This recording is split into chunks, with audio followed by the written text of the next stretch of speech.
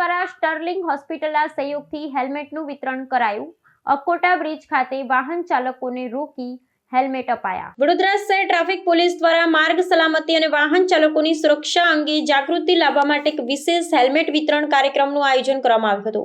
Sterling હોસ્પિટલના સહયોગથી Akota bridge 4 રસ્તા ખાતે આયોજિત આ ઝુંબેશમાં પોલીસ અને હોસ્પિટલના તબીબોની હાજરીમાં 80 થી વધુ હેલ્મેટનું નિઃશુલ્ક વિતરણ કરવામાં આવ્યું હતું।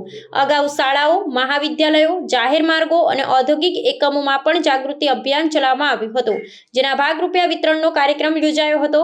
આ કાર્યક્રમમાં વડોદરા શહેર પોલીસ કમિશનર, સંયુક્ત પોલીસ કમિશનર ડોક્ટર લીના પાટીલ સહિતના ઉચ્ચ અધિકારીઓ તેમજ સ્ટર્લિંગ હોસ્પિટલના તબીબો અને કર્મચારી ગણ ઉપસ્થિત રહ્યા હતા। આ અવસરે માર્ગ પરથી પસાર થતા દ્વિચક્રી વાહન ચાલકો અટકાવી હેલ્મેટ લેવા માટે કતારમાં ઊભા રાખવામાં આવ્યા હતા।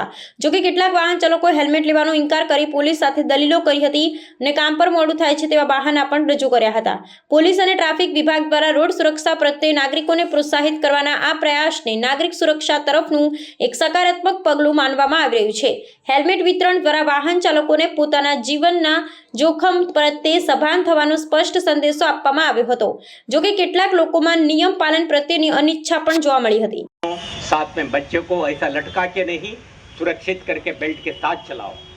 आप युवा जो अपना एक साथी के साथ बैठे हो, आप खुद के सुरक्षा के कॉम्प्रोमाइज किए हो और साथी का भी।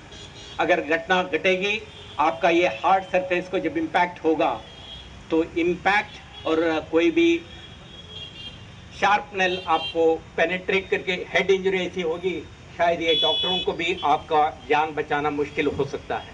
इसी तरह से जो भी उधर मैंने देखा, एक माँ जी उनका 2 प्यारे बच्चों को स्कूटर पे लेके जा रही है, बेदरकार है, नेग्लिजेंट है, खुद का सुरक्षा को कॉम्प्रोमाइज किया और जिनका बच्चों का 60 साल का भविष्य सुंदर बने, ऐसा कल्पना देख के उसको हेलमेट के सुरक्षा कवच के साथ चलने का प्रयास करने के बजाय नेग्लिजेंट होकर चल रहे हैं।